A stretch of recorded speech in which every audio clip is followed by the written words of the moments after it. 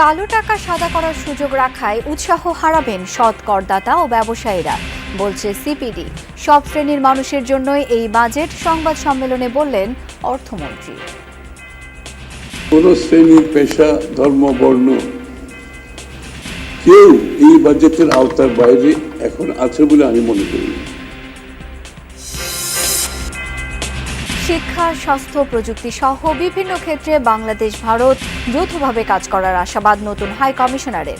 শিগগিরই tourist visa চালুর উদ্যোগ। বাংলাদেশও স্ট্রং ডেমোক্রেসি, আমাদেরও স্ট্রং ডেমোক্রেসি। দুই ডেমোক্রেসি মিলে গেলে একটা ওয়ার্ল্ড পাওয়ার হয়ে যায়।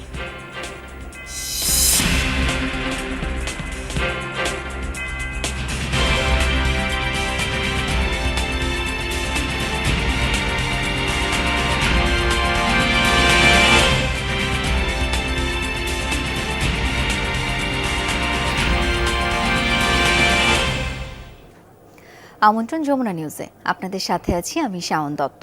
এতক্ষণ শিরোনাম দেখছিলেন। মূল্যস্ফীতি বেড়ে গেছে অনেক, পুলিশ দিয়ে বাজার নিয়ন্ত্রণ সম্ভব না। নীতি ও ব্যবস্থাপনার উন্নতি করে মূল্যস্ফীতি নিয়ন্ত্রণ করা হবে, এমনটাই বলেছেন অর্থমন্ত্রী আমির খসরু মাহমুদ চৌধুরী। বিকেলে ওসমানী স্মৃতি মিলনায়তনে বাজেট প্রস্তাবনার সার্বিক দিক তুলে ধরার সময় এমনটা বলেন মন্ত্রী।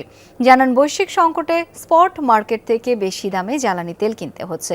সংকট কাটাতে তেল, গ্যাস ও সারের মজুত বৃদ্ধিতে নজর দেবে সরকার। আরও বলেন, নৈতিক ভিত্তির ওপর দাঁড়িয়ে দেশ পরিচালনার চেষ্টা চলছে, যেন কোনো অপচয় না হয় সেসব ভেবে বিভিন্ন প্রকল্প নেওয়া হচ্ছে। 11 বছর ধরে সরকারি কর্মকর্তা কর্মচারীদের পে স্কেল হয় না, তাদের বেতন বাড়লে দুর্নীতি কমার কথা, এমনটাই মনে করেন অর্থমন্ত্রী।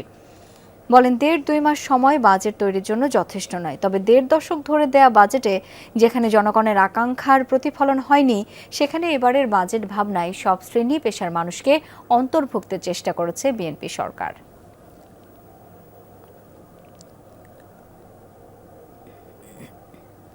মূল্য নিয়ন্ত্রণ, বাজার নিয়ন্ত্রণ পুলিশ দিয়ে, র্যাব দিয়ে, সরকারি লোকজন দিয়ে মূল্য কোনোদিন নিয়ন্ত্রণ হয় না। এটা আরেকটা ভুল ধারণা। আপনাকে মূল্য নিয়ন্ত্রণ করতে হবে আপনার পলিসির মাধ্যমে এবং আপনার ম্যানেজমেন্টের মাধ্যমে। দর্শক, বাজেট প্রস্তাবনার সার্বিক দিক তুলে ধরে এই মুহূর্তে সংবাদ সম্মেলন করছেন অর্থমন্ত্রী আমির খসরু মাহমুদ চৌধুরী। আমরা সরাসরি সেখানে চলে যাচ্ছি। আমাদের কিন্তু বড় একটা অ্যামাউন্ট কিন্তু সোশ্যাল প্রোগ্রামে যাচ্ছে। ফ্যামিলি কার্ড বলেন, কৃষক কার্ড বলেন, ইউনিভার্সাল হেলথ কেয়ার বলেন, প্রাইমারি প্রিভেন্টিভ হেলথ কেয়ার বলেন, এই জায়গাটাতে আমরা বড় একটা ইনভেস্টমেন্ট করছি। এবং এই সোশ্যাল ইনভেস্টমেন্ট বাংলাদেশের ইতিহাসে কোনো বাজেটে এত বড় সোশ্যাল ইনভেস্টমেন্ট হয় নাই। এটা একমাত্র উদ্দেশ্য হচ্ছে যেটা আপনি প্রশ্ন করেন, এই লোকগুলোর জীবনযাত্রার মান নেমে গেছে, এদেরকে অ্যাড্রেস করার জন্য এই প্রোগ্রামগুলো করেছি। এট দ্য সেম টাইম এদেরকে আমরা প্রস্তুত করছি আগামী দিনে যাতে তারা একটা ভালো চাকরি করতে পারে, ভালো কর্মসংস্থান হয়, দেশে হোক বিদেশে হোক, সেই জায়গাটা কিন্তু আমরা বিনিয়োগ করছি বড়ভাবে। একটা হচ্ছে সোশ্যাল প্রোগ্রামে, একটা হচ্ছে এই লোকগুলোকে চাকরিতে যাওয়ার জন্য তার আগামী দিনে আয় যাতে বাড়াতে পারে সে জায়গায় আমরা বিনিয়োগ করছি। সুতরাং এখানে অনেকগুলো খাতে, যেমন আমাদের আরেকটা খাত আছে শিক্ষিত নাগরিকদের কিন্তু বেকারত্ব সবচেয়ে বেশি বাংলাদেশে, সেটা কোনো সময় অ্যাড্রেস করা হয় নাই। আমরা কিন্তু সে জায়গাটায় আবারও বিনিয়োগ করছি সেখানে, যে আমাদের এমপ্লয়মেন্ট ক্রিয়েট করার জন্য তাহলে আমাদের কি করতে হবে, এবং রিওরিয়েন্টেশনের ব্যাপার আছে, রিস্কিলিং এর ব্যাপার আছে, আপ স্কিলিং এর ব্যাপার আছে। আমাদের বিনিয়োগটা কিন্তু যাচ্ছে সেই জায়গায় এই প্রবলেমটা সলভ করার জন্য। তো আমরা আশা করি এই যে ট্রানজিশনটা, একটা হতদরিদ্র, দরিদ্র শ্রমিক, যারা নিম্ন আয়ের শ্রমিক, তাদেরকে ট্রানজিশনে নিতে হলে আমাদেরকে যেই বিনিয়োগ, যেই সব জায়গায় বিনিয়োগ করছে আমরা সেই জায়গায় বিনিয়োগ করছি। আমরা কিন্তু বড় বড় মেগা প্রজেক্টে যাচ্ছি না, আপনারা খেয়াল করেছেন। আমরা বিশাল কোনো প্রজেক্টে যাচ্ছি না। এবং আরো দেখেন, ওই যে গ্রামে গঞ্জে যারা একেবারে আমাদের সাধারণ রুরাল বাংলাদেশে সাধারণ কৃষক বলেন, কামার কুমার থেকে তাঁতি থেকে শুরু করে এই মানুষগুলো সব সময় আপনার আমাদের অর্থনৈতিক কর্মকাণ্ডের বাইরে ছিল অথবা পেরিফেরিতে ছিল। এরা কিন্তু জীবনযাত্রার মান কোনোদিন পরিবর্তন হচ্ছে না। এইখানে আমরা ক্রিয়েটিভ ইকোনমির বিষয়টা নিয়ে আসছি। ক্রিয়েটিভ ইকোনমির উদ্দেশ্যটা হচ্ছে এই মানুষগুলোকে অ্যাড্রেস করা, তাদেরকে ঋণ দেওয়া, তাদেরকে আপনার স্কিল ডেভেলপমেন্ট করা, তাদেরকে ডিজাইন সাপোর্ট দেওয়া এবং তাদের পণ্যগুলোকে মার্কেটেবল করা, যাতে করে এই রুরাল বাংলাদেশের যে মানুষগুলো জীবনযাত্রার মান কোনোদিনই পরিবর্তন হয় নাই এবং এগুলো কোনো সময় অর্থনীতির মূলধারায় এরা আসতে পারে নাই। তা আমরা এদেরকে অর্থনীতির মূলধারায় আনার জন্য ক্রিয়েটিভ ইকোনমি যেটা করছি, সেখানে সর্বস্তরের মানুষের জন্য প্রোগ্রাম আছে আমাদের। এমনকি থিয়েটার আর্টিস্ট, সিঙ্গার, এদেরও অনেকের অবস্থা খারাপ। তারপরে আমাদের কামার কুমার যারা ওই যে পুরনো একটা জিনিস বানিয়ে যাচ্ছে, এটাকে যদি আপগ্রেড করে স্কিলের মাধ্যমে, ডিজাইনিং এর মাধ্যমে 4 গুণ বেশি টাকা হবে। এখন তো মার্কেট তো গ্লোবাল, আপনি অ্যামাজনে মার্কেটিং করতেছেন, ইবেতে করতেছেন। আমরা এই কাজটা করতে চাচ্ছি যাতে সমস্ত মানুষগুলো অর্থনীতির মূলধারায় আসে এবং বাংলাদেশের অর্থনীতির সুফল যাতে তাদের কাছে যায়। এটাই হচ্ছে আমাদের প্রোগ্রাম। আপনি যদি লক্ষ্য করেন, সেই বিনিয়োগগুলো আমরা অ্যালোকেশনগুলো সেইভাবেই করেছি, এক্সিকিউশন আমরা সেইভাবে করতে যাচ্ছি এবং যে প্রজেক্টগুলো নিচ্ছি আমি তো আগেই বলেছি, আমরা নিশ্চিতভাবে জানতে চাই এই প্রজেক্টের যে আপনার ভ্যালু ফর মানি আছে কিনা, এখানে যে আমি আমার টাকার মূল্যটা থাকবে কিনা, এইটার উপর বিনিয়োগের উপর আমি রিটার্ন পাচ্ছি কিনা, আমার জব ক্রিয়েশন হচ্ছে কিনা, যেটা আপনি বললেন, এবং আমাদের জলবায়ুর বিষয়টা। সুতরাং সব কনসিডারেশনটা মাথায় রেখে আমাদের এই প্রোগ্রামটা করা হয়েছে। যদিও বা বৈদেশিক মুদ্রার প্রবাহ ছাড়া অর্থনীতির প্রায় সব সূচকই চাপে রয়েছে, তাই বাজেটে প্রবৃদ্ধির লক্ষ্য আরও বাস্তব ভিত্তিক উপর হলে ভালো হতো। নতুন বাজেট প্রস্তাবনা নিয়ে সিপিডির পর্যালোচনায় এমনটাই মন্তব্য করেন বক্তারা। বলেন, জিডিপি প্রবৃদ্ধি, রাজস্ব আদায় আর মূল্যস্ফীতি নিয়ন্ত্রণ কঠিন হবে। এদিকে কালো টাকা সাদা করার বিধানেরও সমালোচনা করে সিপিডি। নানামুখী চাপে দেশের অর্থনীতি। একদিকে উচ্চ মূল্যস্ফীতিতে নাকাল জনজীবন, অন্যদিকে বিনিয়োগ কমায় নেই ব্যবসায় চাঙা ভাব। এর মধ্যে জ্বালানির উচ্চ মূল্য ও সংকট মরার উপর খাড়ার ঘা।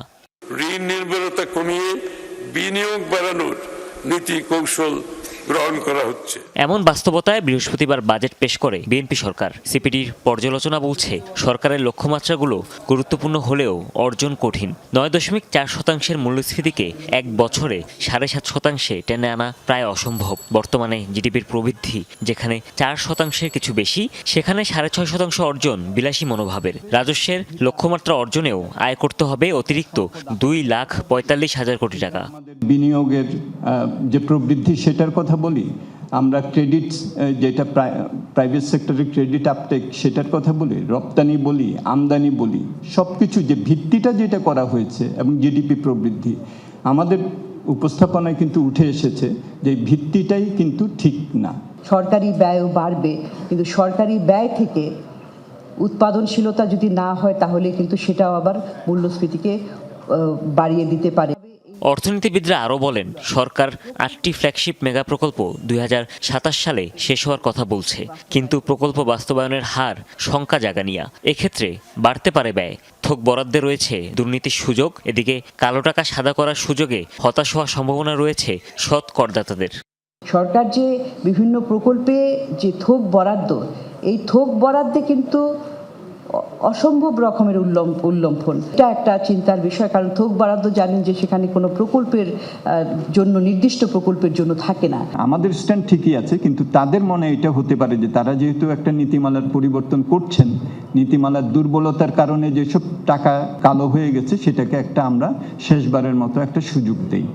তবে বাজেটে কৃষি ও ফ্যামিলি কার্ড, স্বাস্থ্য ও শিক্ষা খাত আর সৌরবিদ্যুতে বরাদ্দ ও গুরুত্বকে সাধুবাদ জানিয়েছে সিপিডি। তবে সুফল নিশ্চিতে বাজেট বাস্তবায়নই যে বড় চ্যালেঞ্জ। এটার জবাবদিহিতা নিশ্চিত করবেন ব্যয়। হুমায়ুন রশিদ, যমুনা নিউজ, ঢাকা। ভারত বাংলাদেশের গণতান্ত্রিক শক্তি এক হলে দুদেশ বিশ্ব শক্তিতে পরিণত হবে, এমন মন্তব্য করেছেন ঢাকায় নবনিযুক্ত ভারতীয় হাই কমিশনার দীনেশ ত্রিবেদী। সকালে বেনাপোল স্থলবন্দর দিয়ে বাংলাদেশে পৌঁছে গণমাধ্যম কর্মীদের কাছে এই মন্তব্য করেন তিনি। জানান, সীমান্ত উত্তেজনা প্রশমন, ভ্রমণ ও বাণিজ্য নিষেধাজ্ঞা দিয়ে ঢাকা দিল্লির ভালোর জন্য কাজ করবেন তিনি।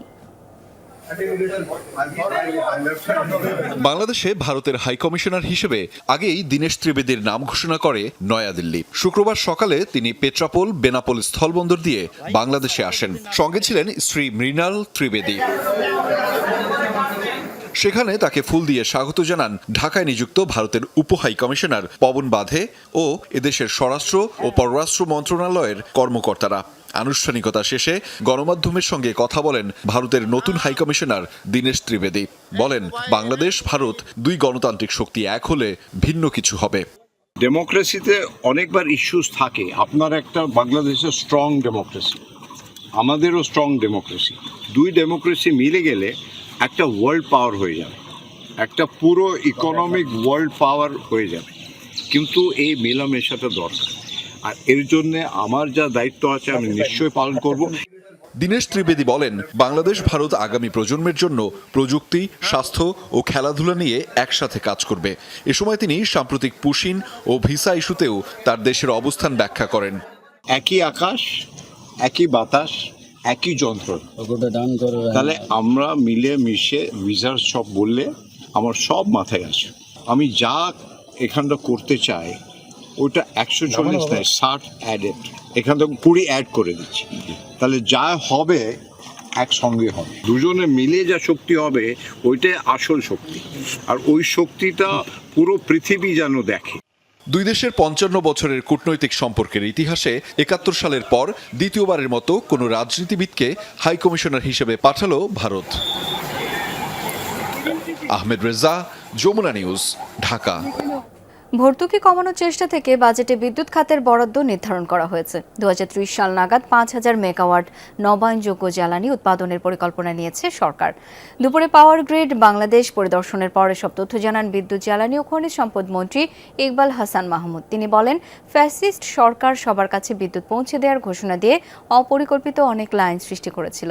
ফলে উৎপাদন, সঞ্চালন ও সরবরাহ এই 3 জায়গায় সমন্বয় করা হয়নি।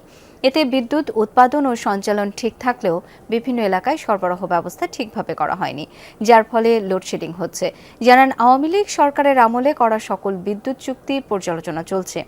আইনি বাধা না থাকলে সেসব চুক্তি থেকে সরে আসবে সরকার।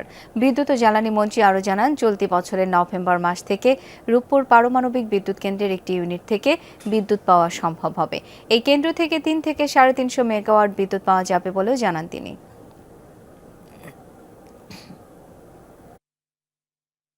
আমরা সরকার থেকে ঘোষণা করেছি যে আগামী 30 সালের মধ্যে 5000 মেগাওয়াট রিনিউয়েবল এনার্জি আনবো আমরা। সুতরাং এটা গলার কাটা হওয়ার কোনো আশঙ্কা নাই, কেননা এটা দেশের কল্যাণে এবং আমাদের যে আস্তে আস্তে রিনিউয়েবলে যেতে হবে সেটার শুরু এটা। 8 দিন হাসপাতাল ছাড়ছেন রোগীরা। দুপুর পর্যন্ত ছাড়পত্র নিয়ে চলে গেছেন প্রায় 200 রোগী। তবে বিড়ম্বনায় পড়েছেন এনআইসিইউতে থাকা শিশুদের অভিভাবক ও গুরুতর রোগীর স্বজনরা। এদিকে লাইসেন্স বাতিলের সিদ্ধান্তের বিরুদ্ধে রোববার আপিল করবে 8 দিন হাসপাতাল কর্তৃপক্ষ। এনআইসিইউ এর সামনে উদ্বিগ্ন মা বাবা। সন্তানকে সরিয়ে নিতে নোটিশ দিয়েছে সরকার, কিন্তু কোথায় নিয়ে যাবেন সন্তানকে? অনেকে বাইরে, এনআইসিইউ খুঁজে পাননি। অনেকের শিশুর অবস্থা গুরুতর। বাচ্চাটার লগে যেই সব যন্ত্রপাতি লাগাই না, এই বাচ্চাটা আমার নেওয়ার কোনো জায়গায় যে নিমো আমরা সেই সম্ভাবনা নাই। আমার বাচ্চা প্রতিদিন লাইফ সাপোর্ট হচ্ছে। আজকে এটা আছে, সরকার বললি কি আমি চলে যেতে পারি। সরকার যদি আমাদের বাচ্চা দায়িত্ব করে যদি নিয়ে যে হ্যাঁ বাঁচাইতে পারুম, তো যেন সরকার আমাকে দায়িত্ব করে আমাদের বাচ্চা নেয়। এখন আমরা তো ক্রিটিক্যাল বাচ্চা নিয়ে সরে যাওয়ার মতন কোনো ওয়ে নেই। এখন রিস্ক নিবে কে? ধরেন একটা ঘটনা হয়ে গেল, দুর্ঘটনা, এখন এটা রিস্ক নিবে কে? আইসিইউ ও এইচডিইউতে রোগী ভর্তি আছে 16 জন, সিসিইউতে 6 জন। এসব রোগীদের সরানো নিয়ে জটিলতায় পড়েছেন রোগীর স্বজনেরা। হাসপাতালে এখনও 200 জনের মতো রোগী ভর্তি আছে, নেওয়া হচ্ছে না নতুন রোগী ভর্তি। সরকারের কাছে আবেদন হয়ে বলতেছি যেন এই সময়টা যতদিন অসুস্থ থাকবে এই সময়টা যেন 8 দিন হাসপাতালে দেয়। পপুলার গেছে, অনেক টাকা চাইছে। স্কোয়ারে গেছে, তাও বলতেছে তাও 70-75 টাকা চাইছে। যে আমরা যে ফ্যামিলির মানুষ, এত টাকা দিয়ে আমরা কিছু করা সম্ভব না। তো এখানে আসছি মাত্র 17,000 টাকা দিয়ে আমাদের অপারেশন হয়ে গেছে। যেসব রোগীর অবস্থা কম গুরুতর তারা সকাল থেকে হাসপাতাল ছাড়ছেন। কর্তৃপক্ষ বলছে গুরুতর অনেক রোগী থাকায় 72 ঘন্টার মধ্যে সবাইকে সরিয়ে নেওয়া সম্ভব নয়। সরকারের যে সিদ্ধান্ত নিয়েছে সেই সিদ্ধান্ত পুনর্বিবেচনার জন্য নির্ধারিত সময়ের মধ্যে আমরা আপিল করব। আমরা আশা করব জনগণের কথা বিবেচনা করে সরকার জনস্বার্থে হাসপাতালের স্বাভাবিক কার্যক্রম চলমান রাখবেন, আমাদের সেই অনুমতি দেবেন। গেল 27 মে 8 দিন হাসপাতালে সুস্থ 6 নবজাতকের মৃত্যু হয়। এই ঘটনায় বৃহস্পতিবার বাতিল হয় প্রতিষ্ঠানের লাইসেন্স। নির্দেশ দেয়া হয় হাসপাতাল খালি করার। তবে হাসপাতাল বন্ধ হওয়ায় 8 দিন মেডিকেল কলেজের কার্যক্রম কিভাবে চলবে তা এখনও স্পষ্ট নয়। হাসান মিসবাহ, যমুনা নিউজ, ঢাকা। রাজধানীর রামপুরার তালিকাভুক্ত শীর্ষ সন্ত্রাসী ইয়াসিন খান ওরফে কাল্লা পলাশ জুমার নামাজ শেষে বাসায় ফেরার পথে হাতিরঝিল এলাকায় গুলিবিদ্ধ হয়েছেন। বর্তমানে ঢাকা মেডিকেলে ভর্তি। এই বিষয়ে বিস্তারিত জানবো, যুক্ত হচ্ছেন সহকর্মী এম এ আজিজ। আজিজ, বিস্তারিত জানতে চাই ঘটনার। ধন্যবাদ শাওন। জুমার নামাজের পরেই মূলত ইয়াসিন খান পলাশকে গুলি করা হয় এবং তারপরই সেখান থেকে উদ্ধার করে স্থানীয় জনতা তাকে স্থানীয় একটি ক্লিনিকে ভর্তি করে এবং তারপরে সেখান থেকে ঢাকা মেডিকেল কলেজে আনা হয়। এখন ঢাকা মেডিকেল কলেজে তার অপারেশন চলমান রয়েছে এবং আমরা যেটি জানতে পেরেছি তাকে উদ্ধার করে যারা এই হাসপাতালে এনেছেন তারা আমাদেরকে জানিয়েছেন যে জুমার নামাজ পড়ে বাসায় ফেরার পথে মোটরসাইকেল এসে দুজন ব্যক্তি মোটরসাইকেলে আসে এবং তাদের একজন তার ঠিক কপাল বরাবর গুলি করেন এবং সেখানে তিনি লুটিয়ে পড়েন। পরে তাকে উদ্ধার করেই মূলত এই হাসপাতালে আনা হয়। তবে কী কারণে গুলি করা হয়েছে, কারা গুলি করেছে সে বিষয়ে যারা উদ্ধার করেছেন তারা আমাদেরকে বিস্তারিত আসলে কিছুই জানাতে পারেননি। শাওন, আপনাকে জানিয়ে রাখি 2002 সালে এক যুবদল নেতা মিজানুর রহমানকে হত্যার ঘটনায় এই পলাশ 2003 সালে গ্রেপ্তার হন এবং তারপর থেকে তিনি মূলত কারাগারেই ছিলেন। গত মে মাসের 7 তারিখে তিনি কারাগার থেকে মুক্তি পান এবং দীর্ঘ 25 বছর কারাভোগ শেষে তিনি মুক্তি পান এবং তারপরে মূলত স্বাভাবিক জীবনযাপন করছিলেন। এবং তার স্বজনরা আমাকে যেটি জানিয়েছে যে এই পলাশের দুটি বাচ্চা রয়েছে, একটি বিশ্ববিদ্যালয়ে পড়ে এবং আর একটি ক্লাস 8-এ পড়ে। তবে কারাগার থেকে বেরিয়ে তিনি স্বাভাবিক জীবনযাপন করছিলেন এবং তার কিছু ব্যবসা বাণিজ্য আছে, সেগুলোই নিয়েই মূলত তিনি দেখাশোনা করতেন। তবে কী কারণে আসলে গুলিবিদ্ধ হয়েছেন, কারা গুলি করেছেন, রাজনৈতিক কোনো দ্বন্দ্ব আছে কিনা সে বিষয়ে আসলে বিস্তারিত আমরা এখন পর্যন্ত কিছু জানতে পারিনি। শাওন। আজিজ, ধন্যবাদ আপনাকে। উন্মাদনায় ঢাকা। রাজধানী 300 ফিট এলাকায় আর্জেন্টিনার সমর্থকদের শোডাউন চলছে। এই মুহূর্তে সেখানে রয়েছেন সহকর্মী ফয়সাল মাহমুদ, যাচ্ছি তার কাছে।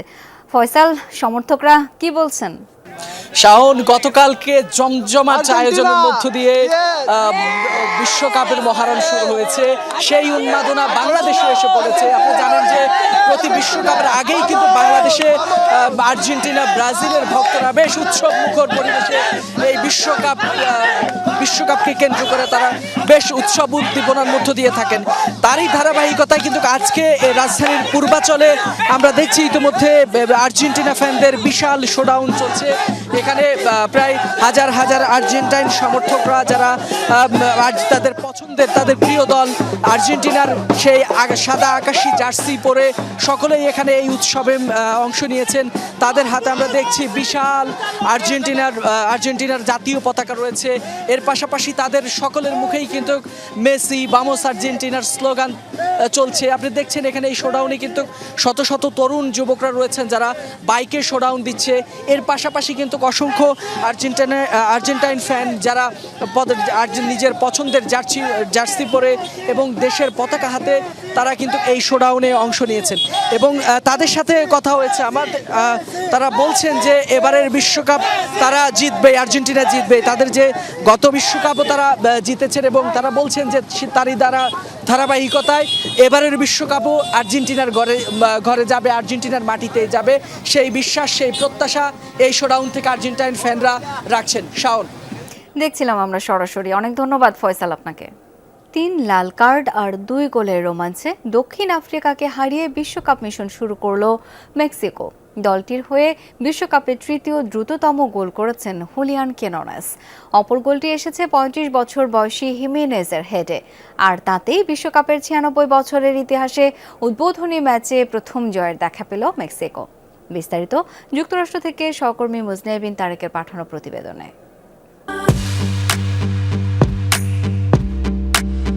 বিশ্বকাপের উদ্বোধনী ম্যাচে কখনোই জিততে না পারার বিব্রতকর এক রেকর্ড সঙ্গী করে ঘরের মাঠ আজটেকা স্টেডিয়ামে দক্ষিণ আফ্রিকাকে আতিথ্য দেয় মেক্সিকো।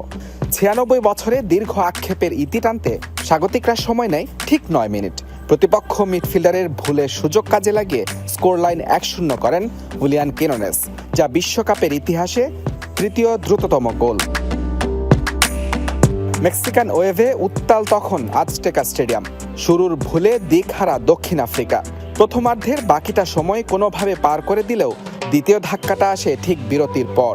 50 মিনিটে স্কেফলো সিথেলো লাল কার্ড দেখে মাঠ ছাড়লে 10 জনের দলে পরিণত হয় বাফানারা। 66 মিনিটে মাঠে নামেন বিশ্বকাপ ইতিহাসে মেক্সিকোর সর্বকনিষ্ঠ খেলোয়াড় 17 বছর 240 দিন বয়সী গিলবার্তো মোরা। পরের মিনিটে মেক্সিকোকে দ্বিতীয় গোল এনে দেন রাউল হেমিনেস। গোল উদযাপনে চোখের পানি ধরে রাখতে পারেননি মারাত্মক দুর্ঘটনা থেকে বেঁচে ফেরা 35 বছর বয়সী এই ফুটবলার। জোড়া গোল হজম করে প্রতিরোধের দেয়াল আরও নড়বড়ে হয় দক্ষিণ আফ্রিকার। 84 মিনিটে এবার লাল কার্ড দেখেন দলটির আরেক মিডফিল্ডার জেভানে। 9 জনের দলে ম্যাচের বাকিটা সময় কেটেছে মিডফিল্ডার ছাড়াই। ঐতিহাসিক জয়ের অপেক্ষা যখন মেক্সিকো শিবিরে, তখন ভুল করে বসেন সেজার মন্তেস। লাল কার্ড দেখে উচ্ছ্বাসের আনন্দে যোগ করেন অস্বস্তি। বিশ্বকাপের উদ্বোধনী ম্যাচে 3 লাল কার্ডের ঘটনা এটিই প্রথম। অথচ কাতার বিশ্বকাপে সব মিলিয়ে লাল কার্ড দেখেছিলেন মাত্র 4 ফুটবলার। সব ছাপিয়ে বিশ্বকাপের উদ্বোধনী ম্যাচে প্রথম জয়ের আনন্দ মেক্সিকানদের। অষ্টমবারের চেষ্টায় মিলেছে যে সাফল্য, পাশাপাশি আজটেকায় বিশ্বকাপের ম্যাচে অপরাজিত থাকার রেকর্ডটা অক্ষুণ্ণ রাখল দেশটি।